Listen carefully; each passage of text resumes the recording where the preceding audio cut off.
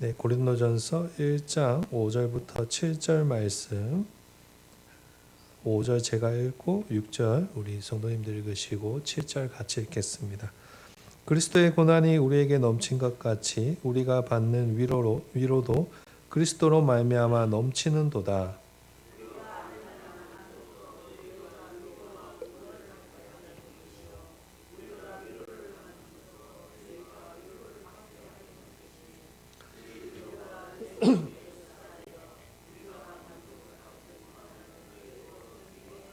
같이 읽겠습니다. 너희를 위한 우리의 소망이 견고함은 너희가 고난에 참여하는 자가 된 것 같이 위로에도 그러할 줄을 알미라. 아멘. 오늘도 이렇게 귀한 예배에 나오신 우리 사랑하는 성도님들을 예수님의 이름으로 축복합니다. 어제 저희가 은혜 사랑방 우리 함께 또 8명 정도 함께 밖에 나가서 꽃 구경도 하고 재밌는 곳에 가서 즐거운 시간을 잘 보내고 왔습니다. 오고 가는 길 또 하나님께서 지켜주셔서 안전하게 잘 갔다 왔는데 앞으로도 우리 은혜 사랑방 어르신들 모두 건강하셔서 앞으로도 계속해서 함께 좋은 시간 보냈으면 좋겠습니다. 찬조해 주신 분들도 있다고 들었는데 정말로 감사합니다. 앞으로도 우리 은혜 사랑방 위해서 기도해 주시고 은혜 사랑방이 더 하나님 은혜 가운데 더 강건하기를 예수님의 이름으로 축복합니다. 아멘. 여러분 구약의 이 사무엘하 4장에 보시면 무비보셋이라는 사람이 등장합니다. 이 사람이 누구인가요? 사울 왕의 손자입니다. 우리가 아는 바와 같이 사울 왕은 하나님께서 직접 세우신 이스라엘의 첫 번째 왕입니다. 그런데 이 사울 왕이 청년 다윗을 보고 질투에 사로잡혀서 가만히 두지 않았습니다.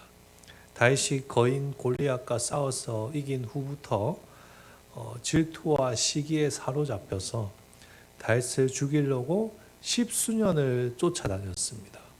그렇게 사울로 인해서 다윗은 젊은 시절을 광야에서 동굴에서 심지어 적국인 블레셋까지 도망을 가서 거기서 고달프고 어려운 시간을 지냈습니다.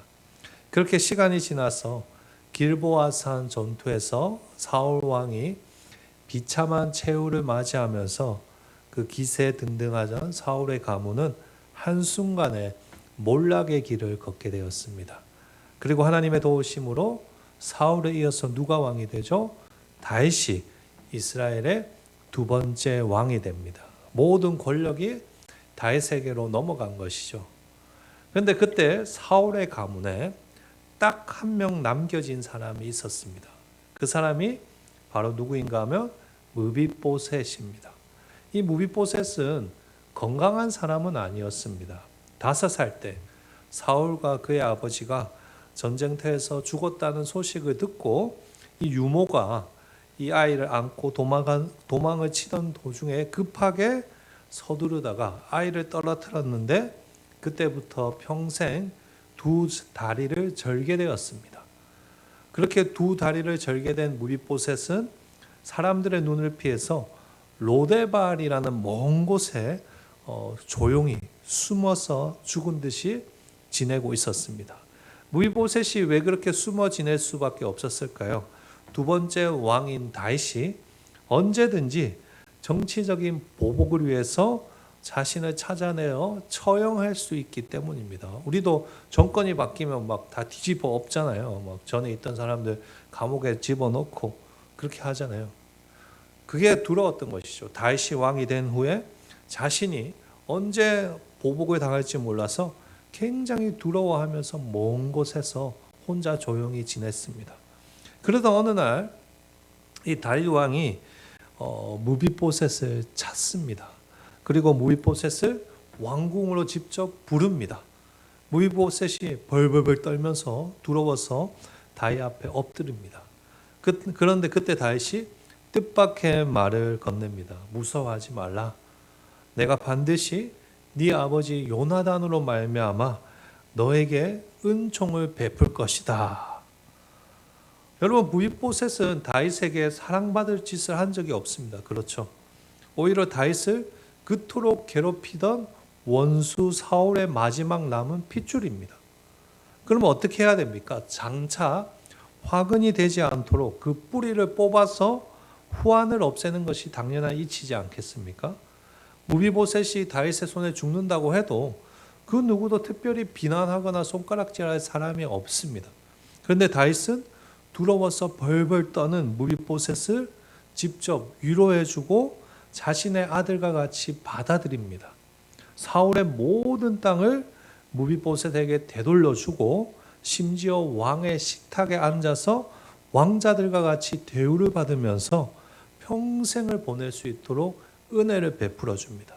그럼 어떻게 이런 일이 가능할 수 있었을까요? 바로 무비보셋의 아버지 누구 때문이죠? 요나단 덕분입니다. 다윗이 친구 요나단을 사랑하였고 요나단과 맺었던 그 약속을 기억하고 있었기 때문에 말도 안 되는 은혜와 위로를 무비보셋에게 다윗이 베푼 것입니다. 제가 오늘 설교를 이렇게 시작하면서 고린도후서 설교를 시작하는데 무비보셋 이야기를 하는 이유는 우리 역시 그러한 놀라운 위로와 은혜를 받은 사람들이기 때문입니다. 우리는 원래 하나님 앞에서 어떠한 존재들이었을까요? 원수들이었습니다. 죄의 노예여서 죄의 지배를 받던 하나님께 심판받아 마땅한 하나님의 원수들이었습니다. 그런데 그런 우리에게 하나님께서 사형 선고 대신에 놀라운 은혜를 베풀어 주시죠. 우리의 죄를 용서해 주시고 우리를 하나님의 자녀로 삼아 주셨습니다. 여러분 그 사실을 믿으십니까? 뿐만 아니라 하나님은 우리에게 위로의 하나님이 되셨습니다. 지난주에 저희가 말씀을 통해서 살펴본 것과 같이 하나님은 모든 환난 중에 있는 우리를 친히 위로해 주시는 분이십니다. 고난 가운데 눈물 흘리며 주저앉아 있는 우리를 가만히 멀리서 보고만 계신 것이 아니라 직접 찾아오셔서 우리의 등을 두드려 주시고 다시 일어설 수 있도록 힘을 주시는 분이 바로 우리 아버지 하나님이십니다. 그런데 여러분 생각해 보십시오. 어떻게 이런 일이 가능할 수 있을까요? 우리가 하나님께 사랑받을 만한 행동을 했기 때문일까요? 아닙니다. 우리가 그런 은혜를 받을 수 있었던 이유는 우리 주 예수 그리스도 때문입니다. 여러분 오늘 본문 5절 말씀 보실까요? 바울이 이렇게 고백하죠. 그리스도의 고난이 우리에게 넘친 것 같이 우리가 받는 위로도 누구로 말미암아 넘치는도다? 그리스도로 말미암아 넘치는도다. 먼저 여기 보시면 그리스도의 고난이 우리에게 넘친 것 같다라고 바울이 표현합니다. 이 말은 우리가 예수를 믿고 믿음의 길을 걷다 보면 예수님께서 경험하셨던 그 오해와 핍박 그리고 고통들이 우리 삶에도 파도처럼 밀려온다라는 그런 뜻입니다. 실제로 그렇습니다. 여러분 예수를 믿어도 때로는 그 고난이 너무 커서 감당하기 힘들 때도 있습니다. 세상과 타협하지 않고 죄와 싸우면서 믿음을 지키려 할 때 우리에게도 바울과 같이 고난이 찾아오는 것이죠. 하지만 바울은 중요한 핵심을 그 다음에 이야기하고 있습니다. 우리가 받는 위로도 그리스도로 말미암아 어떻다고요? 넘치는도다. 무슨 말일까요? 하나님께서 우리를 고난 가운데 내버려 두시지 않는다는 것입니다. 고난이 클수록 그에 비례해서 하나님께서 더 크게 더 깊은 위로를 우리에게 부어주신다는 그 말을 지금 바울이 고백하는 것입니다. 누구 때문입니까 여러분? 예수 그리스도 때문입니다. 우리가 고달프고 어려운 믿음 생활을 하면서도 여전히 하나님의 충만한 위로를 누릴 수 있는 단 하나의 이유는 바로 우리 주 예수 그리스도 덕분입니다. 우리가 하나님께 사랑받을 만한 짓을 했기 때문이 아닙니다. 우리가 외로워서 그런 것도 아니고 우리가 특별해서도 그런 것이 아닙니다. 오직 우리를 위해서 십자가에서 모든 고난을 대신 짊어지신 그 예수 그리스도 때문에 우리가 그런 은혜를 누릴 수 있는 것입니다. 여러분 그리스도의 삶에도 고난이란 것이 당연히 있을 수 있습니다. 어떤 사람은 이렇게 얼굴만 보면 마치 고난이 없는 것 같이 보이는 사람도 있습니다. 그러나 얼굴 표정으로 드러나지 않았을 뿐 고난에서 완전히 자유로운 사람은 없습니다. 말은 못하지만 각자 남들에게 공개하지 못하는 그런 아픔과 눈물, 그 문제들이 우리 삶에 항상 있지요. 그러나 그럼에도 그 고난이 우리를 잠식할 수 없다는 것입니다. 감사한 것은 우리의 고난에 따라서 고난과 더불어서 항상 따라다닌 것이 있다는 것입니다. 그것이 무엇인가? 하나님의 위로입니다. 위로. 한편으로 고난이 있다면 동시에 한편으로는 그 고난을 이겨내게 도우시는 하나님의 무엇이 있다는 것이죠? 위로하심이 있다는 것입니다. 우리 그리스도인에게는 고난을 덮고도 남는 하나님의 놀라운 위로가 있습니다. 고난이 내 삶에 넘치는 것 같아 느껴질 때에도 하나님이 주시는 그 위로가 그 고난을 넘쳐서 오히려 그 고난보다 더 크게 우리의 삶을 덮어주셔서 우리가 믿음으로 다시 일어서고 믿음의 길을 걸어갈 수 있는 것입니다. 이 위로는 오늘 말씀을 통해서 보는 것과 같이 예수 그리스도 안에 있는 우리들에게만 허락된 하나님의 선물입니다. 그런 점에서 여러분, 고난 가운데 제일 중요한 것은 무엇인가? 예수 안에 계속 머물러 있는 것입니다. 이 험하고 악한 세상 가운데 믿음 가운데 실족하지 않고 끝까지 믿음을 살기 위해서 우리가 해야 할 일은 예수 안에 계속 머물러 있는 것입니다. 그러므로 사랑하는 성도 여러분, 힘들 때일수록 예수님을 더 붙드시기를 축복합니다. 여러분, 기도의 자리를 떠나지 마십시오. 말씀의 자리를 놓치지 마십시오. 고난이 찾아올 때 세상으로 도망가는 것이 아니라 오히려 예수님을 더 붙잡으시기를 소망합니다. 그때 우리는 환경을 뛰어넘는 우리의 고난을 덮어줄 수 있는 하나님의 놀라운 위로를 경험하게 될 줄 믿습니다.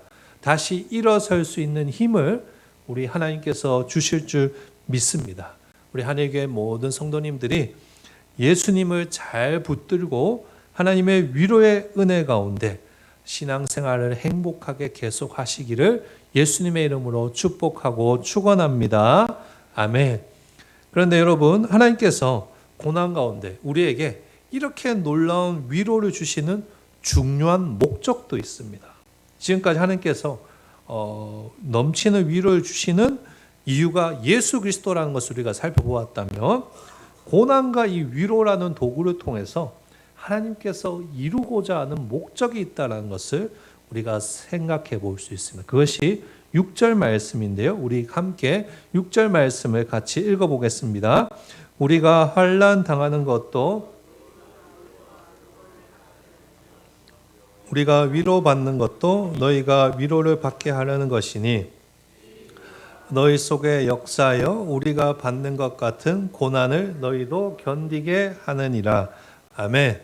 여기 보시면 바울은 자신이 받은 고난과 위로가 성도들에게 유익한 것이 될 것이라고 확신하고 있습니다.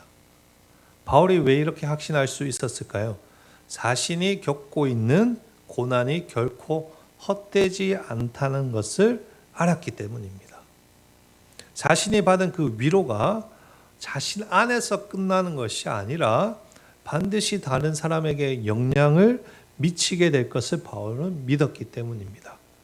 당시 고린도 교회 성도들이 고난 속에서도 소망을 잃지 않는 바울을 보면서 여러분 무슨 생각을 할 수 있었겠습니까? 바울이 저토록 힘든 상황에서도 하나님의 위로를 경험하는 것을 보니까 하나님께서도 내 삶 가운데서도 위로해 주실 수 있겠구나. 그렇지 않겠습니까, 여러분? 그렇게 확신을 얻게 되는 것입니다. 거기서 더 나아가서 이제는 고난 가운데서도 견디어내므로 구원의 길을 끝까지 갈 수 있게 되는 것입니다. 그것이 6절 말씀입니다. 여러분. 6절 앞부분에 보시면 위로와 구원을 받게 하려 한다고 말하고 있지 않습니까? 또한 뒷부분에 보시면 견디게 한다라고 하고 있습니다. 하나님께서 고난 가운데 우리가 경험한 위로를 다른 사람의 믿음을 견디고 구원에 이르게 하는 도구로 사용하신다는 그 말입니다. 이렇게 환난 당하는 것도 너희를 위한 것이다. 우리가 위로받는 것도 너희를 위한 것이다. 이렇게 바울이 6절에서 내가 겪고 있는 이 고난조차도 누군가의 신앙생활을 위한 하나님의 섭리 안에 있다라고 지금 고백하는 것입니다. 우리가 이 사실을 깨닫게 되면 고난을 바라보는 시선이 완전히 달라질 수밖에 없습니다. 사랑하는 성도 여러분, 고난을 헛되이 흘러보내지 마시기를 바랍니다. 그 고난 속에서 하나님이 주시는 위로를 깊이 경험하십시오. 그리고 그 위로를 내 주변에 지치고 상한 사람들에게 흘러보내는 삶을 사시기를 축복합니다. 그때 우리의 위로를 통해서 다른 이가 고난 가운데 견딜 수 있게 되는 것이고, 오늘 바울이 고백한 것처럼 구원의 길에서 벗어나지 않고 끝까지 믿음으로 걸어갈 수 있게 되는 것입니다. 이것을 기억하시고 오늘 예배 참여 우리 모든 성도님들이 고난 가운데 하나님의 위로를 잘 경험하심으로써 그 위로를 다른 사람에게도 흘러보낼 수 있는 그런 축복의 통로가 되시기를 간절히 소망합니다. 여러분이 겪는 그 고난 가운데 하나님이 위로해 주십니다. 믿으십니까? 근데 그 위로가 나에게만 유익이 되는 것이 아니라 누구에게도 유익이 된다고요? 다른 지체들에게도 유익이 될 수 있습니다. 그러니 고난이 찾아왔을 때 하나님 왜 나에게만 이런 고난을 주십니까? 라고 원망하는 것이 아니라 하나님 이 고난을 통해서 하나님의 뜻이 이루어지길 원합니다라고 오히려 하나님의 역사하심을 기대할 수 있는 그런 믿음의 그리스도인 되시기를 예수님의 이름으로 축복합니다. 아멘. 자, 7절 말씀 보실까요? 자, 이 맥락을 따라서 바울이 이제 이렇게 고백합니다. 우리 같이 한번 읽어보겠습니다. 너희를 위한 우리의 소망이 견고함은 너희가 고난에 참여하는 자가 된 것 같이 위로에도 그러한 줄을 알미라. 아멘. 자, 여기 보시면 바울이 너희를 향한 우리의 소망이 어떠하다라고 선포합니까? 견고하다라고 선포합니다. 바울이 왜 이렇게 당당하게 말할 수 있는 것일까요? 그 이유가 바로 뒤에 적혀 있습니다. 너희가 고난에 참여하는 자가 된 것 같이 위로에도 그러한 줄을 알미라. 무슨 말을 하는 것일까요? 고린도 교회가 바울과 함께 고난의 길을 걸어갈 때 하나님의 위로가 그들 각자의 삶의 역사함으로 서로를 붙들어주고 서로를 일으켜 세워주고 결국 끝까지 믿음의 길을 나 혼자가 아니라 함께 걸어가게 될 것을 안다는 것입니다. 그러니까 6절 말씀에서 고난과 위로가 제가 다른 이에게 그것이 좋은 유익에 영향을 끼친다고 하지 않았습니까? 그러니까 7절에 와서는 자 보세요. 7절에 와서는 고난과 위로가 결국에는 무엇에 영향을 끼친다는 이야기를 하는 것입니까? 교회 전체에 영향을 끼친다는 그 이야기를 7절에서 바울이 하는 것입니다. 여러분 이것이 교회입니다. 교회는 고난 없는 사람들이 모이는 곳이 아니라 고난 속에서도 함께 위로를 나누는 공동체입니다. 어떤 사람은 고난 가운데 있을 수 있고 어떤 사람은 위로를 경험하고 있을 수도 있습니다. A라는 사람은 지금 고난을 경험하고 있다고 한다면 B라는 사람은 위로를 경험하고 있을 수도 있습니다. 그러나 중요한 것은 하나님께서는 그 모든 것을 동시에 사용하셔서 교회를 교회답게 세운다는 그 말을 지금 바울이 7절에서 하는 것입니다. 즉 고난과 위로가 모두가 연결되어서 하나의 공동체를 세워나간다는 그 말입니다. 조금 어렵습니까? 여러분 내가 경험하는 그 고난, 내가 경험하는 위로가 나에게만 끝나는 것이 아니라 누군가에게 영향을 미치고 그것이 함께 어디까지 세워나간다고요? 교회까지 세워나간다고요. 그런 점에서 우리는 서로의 고난을 함께 짊어지고 서로의 위로를 함께 나누는 동력자들인 것이고 분명한 목표를 가지고 있는 것입니다. 그것이 무엇인가? 고난 가운데 하나님의 위로를 경험하며 함께 교회를 건강하게 세워나가는 것입니다.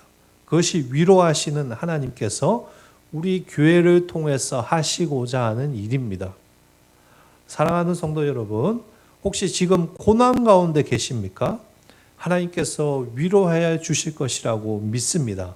그러나 거기서 끝이 아닙니다. 하나님께서 우리에게 약속하십니다. 내가 너를 통해서 누군가의 삶에 일을 하겠다. 그리고 교회를 세우겠다. 그러니 고난 가운데 낙심하지 마시고 기도하며 아까 말씀드린 것 같이 예수님께 매달리기를 소망합니다. 예수님께 매달리며 눈물을 흘리고 기도할 때 그 눈물과 기도는 결코 헛되지 않습니다. 여러분의 고난은 하나님의 손에 붙들린 위로로 바뀌게 될 것이고 우리 교회를 하나님이 기뻐하는 교회로 세우는 제로로 사용되게 될 것입니다. 하나님께서 고난을 통해서 우리 성도님들을 위로해 주실 것이고 그 위로를 통해서 누군가를 살릴 것이고 결국 그 모든 과정들을 통해서 우리 한일교회를 세워나가실 것이라고 저는 믿습니다. 이것을 잊지 마시고 우리 한일교회가 고난과 위로를 통해서 더욱더 든든히 세워나가기를 축복합니다. 여러분 옆에 계신 분들의 한번 눈을 보시겠습니까? 우리 이렇게 고백해 봅시다. 한번 쳐다보시고 권사님의 눈물이 있기에 우리 교회가 지금까지 왔습니다. 감사합니다.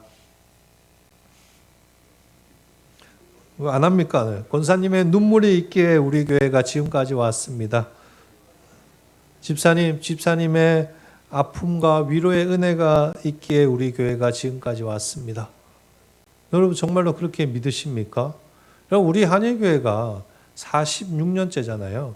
46년 때 이 자리에 있었던 이유는 우리가 잘나서 있는 것이 아니라 누군가의 고난과 누군가의 위로가 하나님의 손에 제로로 사용되어서 합쳐져서 지금까지 하나님이 우리 교회를 세워오신 것입니다. 이게 7절 말씀이에요. 여러분. 저와 여러분 모두가 함께 그 길을 계속해서 걸어가기를 소망합니다. 때로는 서로에게 이해할 수 없는 고난이 찾아올 수 있고 감당할 수 없는 어려운 순간들도 올 수 있습니다. 그러나 서로의 고난을 보면서 함께 기도하고 함께 위로를 경험하고 함께 하나님 안에서 믿음의 길을 걸어갈 때 하나님께서 우리 한일교회를 생명이 넘치는 교회로 세워주실 것이라고 믿습니다. 우리 한일교회가 정말 생명이 넘치는 교회가 되기를 소망합니다. 딱딱한 교회, 사랑이 없는 교회가 아니라 서로를 위해서 기도하고 서로가 함께 하나님의 살아계심을 경험함으로써 앞으로 더 건강하게 아름답게 세워져 나가는 우리 한일교회 되기를 예수님의 이름으로 간절히 축복하고 축원합니다. 아멘.